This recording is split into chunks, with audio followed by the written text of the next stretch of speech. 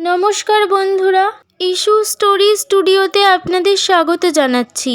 আপনাদের সামনে আমি উপস্থাপন করছি বিখ্যাত লেখিকা রাবেয়া খাতুনের লেখা পায়রা নদীর ওপারে চলন্ত ভূতের খপ্পরে নামক রহস্যময় ভৌতিক গল্পটির প্রথম পর্ব। তো চলুন বন্ধুরা, এবার শুরু করা যাক। কলেজ ছুটি।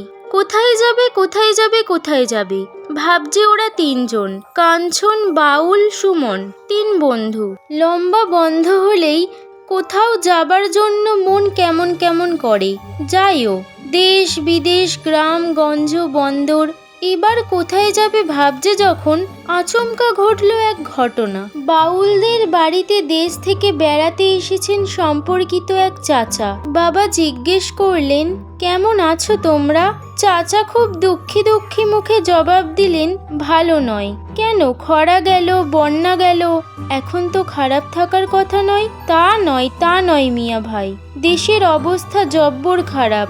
মাথা ঝাঁকাতে ঝাঁকাতে চাচা বললেন, জল বন্যা কোন ছাড়, আমাদের পায়রা গ্রাম পড়েছে তার চেয়েও ভয়ঙ্কর অবস্থার বিপাকে।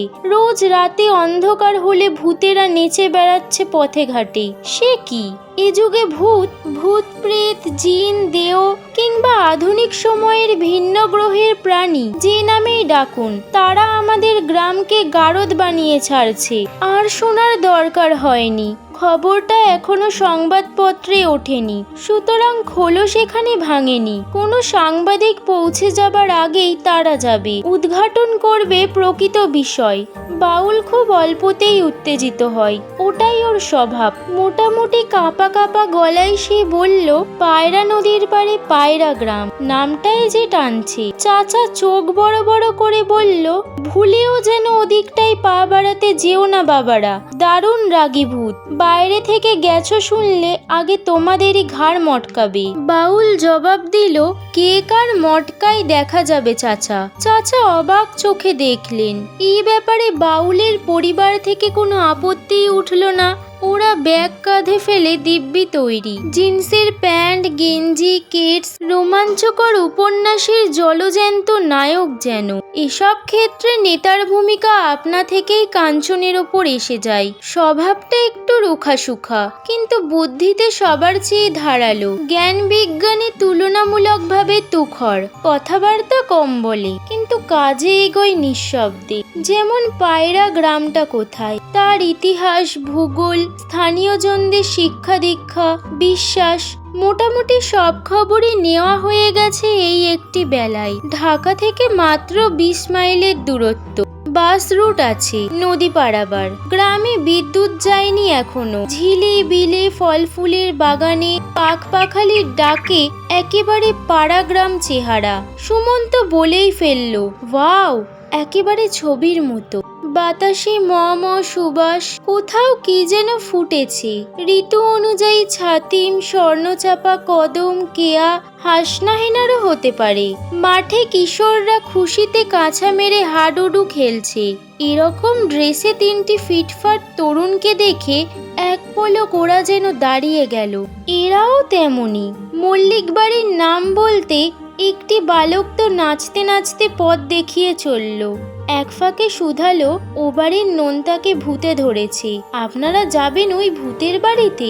বাউল যথেষ্ট গাম্ভীর্য দেখিয়ে বলল, ওটা ভূতের নয়, আমার দিলু চাচার বাড়ি। তার নোনতাটাকে?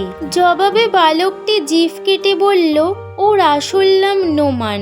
খুব বদমেজাজি বলে আমরা ওই নামে ডাকি। সে ওই বাড়িরই ছেলে। সন্ধ্যা হয় আম জাম বাঁশবনের ফাঁকে ফাঁকে কুপি আর হ্যারিকেনের আলো, কিন্তু মল্লিক বাড়ির উঠানের জামরুল গাছে জ্বলছে হ্যাজাক বাতি। বারবারই সিঁড়িতে কারা অপেক্ষা করছিল। ওদের 3 জনকে দেখে খুবই হতাশ। তারা লৌহ জংয়ের নন্দু ফকিরের আশায় আছে। তার ঝাড়ফুঁকে ভূত জিন কি ওদের বাপ দাদারাও পালায়। তবে ঢাকার মেহমান জেনে আদর আপ্যায়নে ঘাটতি কিছু হলো না। ফকিরও এলো যথাসময়ে। বিড়বিড় করে মন্ত্র পড়ে টকটকে লাল চোখে তার দিকে তাকিয়ে থাকা নোনতাকে ধমক দিয়ে প্রশ্ন করলো, কি রে, কি দেখছিস? নোনতা প্রায় চেঁচিয়ে বলল, কি ভয়ঙ্কর, কি ভয়ঙ্কর! হাতে টর্চ, বুকে টর্চ, সেগুলো শুধু আমার দিকেই মারছে। বুঝেছি, শয়তানের বাতি, গোরস্থানের ভূতি। তুই ওখানে কি করতে গিয়েছিলি? আমি? নোনতা হেলাভোলা তাকিয়ে বলল, আমার মনে নেই। না থাকলে হবে না, মনে কর, নইলে তোকে হলুদ পোড়া গন্ধে কষ্ট দেব, ঝাড়ু পেটা করব, গাছের ডালে ঝুলিয়ে রাখবো। ওরে দাদারে, ওরে বাবারে, তবে তো মরে যাব।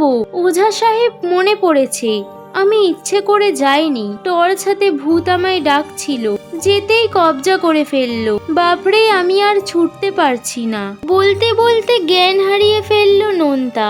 আবার আসবো বলে নরম গলায় বলল, তুমি এখন কেমন আছো নোমান? নোনতা বড় বড় চোখে তাকালো। আপনারা? সম্পর্কে তোমার ভাই হই, তোমায় দেখতে এসেছি।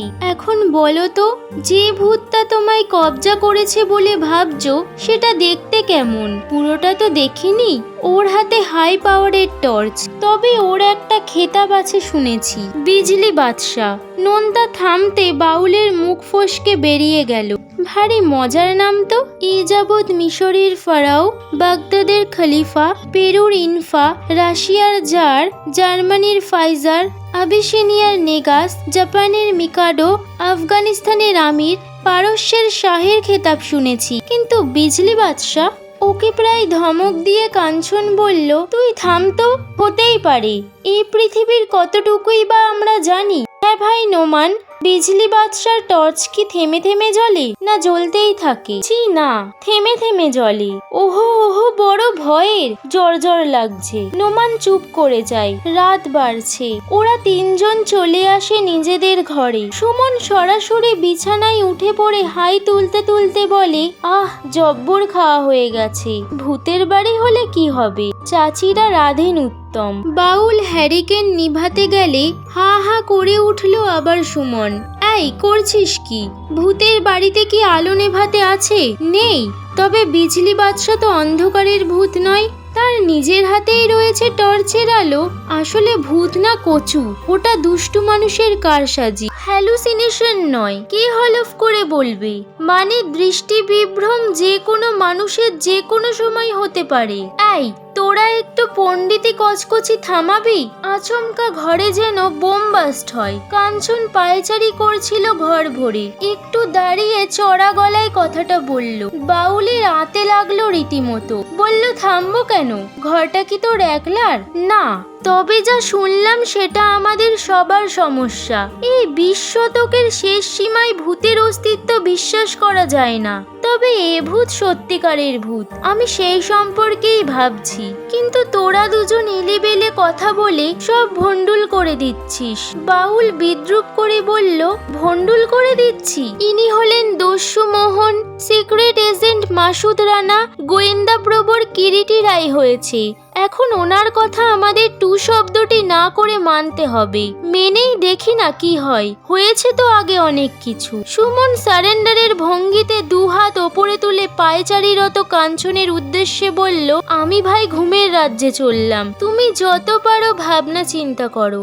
বাউল একটু অসহায় ভঙ্গিতে বলল, তবে আর কি, আমাকেও যেতে হয় ঘুমের দেশে। কাঞ্চনটার সঙ্গে আমার আবার এক লহমা বনে না। কথাটা বলবো কার সঙ্গে? দুম করে হ্যারিকেনের সলতে নিভিয়ে দিয়ে বাউল শুয়ে পড়ল। হ্যারিকেনের আলো নিভতেই জানালা দিয়ে ভেতরে এসে পড়ল এক চিলতে রূপালি চাঁদের আলো। কাঞ্চন পায়চারি থামিয়ে খানিকক্ষণ নিবিড় চোখে দেখতে লাগলো সেই জোছনার চমক। এক সময় লম্বা লম্বা শ্বাস টেনে বিছানার দিকে এগুলো। এখানেই শেষ হলো গল্পটির প্রথম পর্ব। গল্পটির প্রথম পর্ব ভালো লেগে থাকলে লাইক এবং শেয়ার করুন। এরকম আরও অনেক রহস্যময় ভৌতিক গল্প শুনতে হলে চ্যানেলটিকে সাবস্ক্রাইব করুন এবং নিজের মতামত কমেন্ট সেকশনে জানাতে ভুলবেন না। খুব তাড়াতাড়ি আসতে চলেছে গল্পটির দ্বিতীয় পর্ব।